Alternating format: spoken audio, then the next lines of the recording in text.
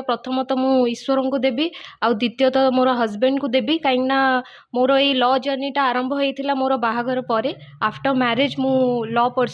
Complete करिकी ए line को आसी आउ जो वर्ष मोर लॉ पास आउट होता से वर्ष ही मु जुडिशियरी इंटरव्यू जाए जाइली बट अनफॉर्चुनेटली क्लियर कर पार नथली तो देन अगेन मु प्रैक्टिस भी स्टार्ट करी ये भद्रक बार एसोसिएशन रे आउ भद्रक बार रे हमर बनमाली सर शशि सर समस्त मत बहुत सपोर्ट करचंती अन्य मेंबर्स माने मध्य सीनियर मेंबर्स माने बहुत सहयोग करचंती आ ता छडा मु जेबे भी जजेस मान को देखे मु सब बेले तांको ऑरा आ तांकर जो रेस्पेक्ट जो से माने कमांड करंती सेइथु मु बहुत इंस्पायर हुए तेणु मोर सब बेले चेष्टा रहितला कि मु आरो पट को केबे जिबी तेणु मु मोर चेष्टा जारी रखथिली आशा तो मोर या रहिबो काहेकि ना मु एक्चुअली माने सिस्टम रे पसिकी तो काम करिनी तो जेबे मु पसिबी मोर सब बेले चेष्टा रहिबो केमती गोटे गरीब लोक केमती स्पीडीली जस्टिस पाऊ आउ जहाँ जहाँ लूप होल्स रही जहाँ जहाँ ऑब्स्ट्रक्शन रही ताकू केमती मु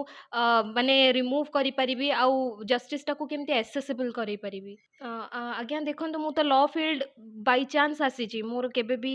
राइट फ्रॉम चाइल्डहुड केबे नथिला काहेकि ना मु BSc with chemistry honour student आउ एपटकू जेहेतु मो हस्बैंड लॉ पढ़ेले आउ लॉ पढ़िबा द्वारा सेटा जे गोटे एते इंटरेस्टिंग पाठ आउ सेटा पढ़िबा द्वारा मु एम्पावर्ड मध्य फील कली आउ एटा पढ़िबा द्वारा जे माने बहुत जिंस आपण निज लाइफ रे भी आपण चेंज करि परिबे तो मु सब बेले भाबे कि लॉ टा गोटे माने लाइफ चेंजिंग जिनसटे आउ एटा समस्ते पढ़िबा दरकार ता छडा जदि आपण विचारपतिटे होउचंदी ताहले आपणक हाथ रे बहुत जिनस भी रहुची आपण गोटे पुण्य काम मध्य करि परिबे तो ए सब देखिकी मोर इच्छा हेतिला श्रेयटा मु मोर हस्बैंड को देवी बिकॉज मोर सबू लॉ फील्ड को आसबार मेन सोर्स होचंती सी तो आज जो रिजल्ट आसला आम देखा पाइलु तो आम बहुत खुशी कहीं 3 वर्ष आम अक्लांत परिश्रम करूँ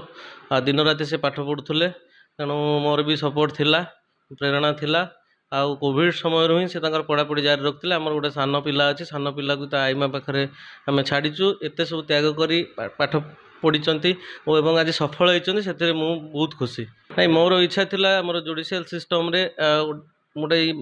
मैडम जीवे आउ से जजटे हेबे लोक मानू न्याय प्रदान करिवारे साहाय्य करिवे और तांकर रोल गुंडीच मूषा परि भी हेई पारे जदि किंतु तांकर रोल जुडिशियल सिस्टम को रिफॉर्मेशन आनिबे और लोक मानू न्याय प्रदान करिवे सेटा हमर मुख्य उद्देश्य थिला।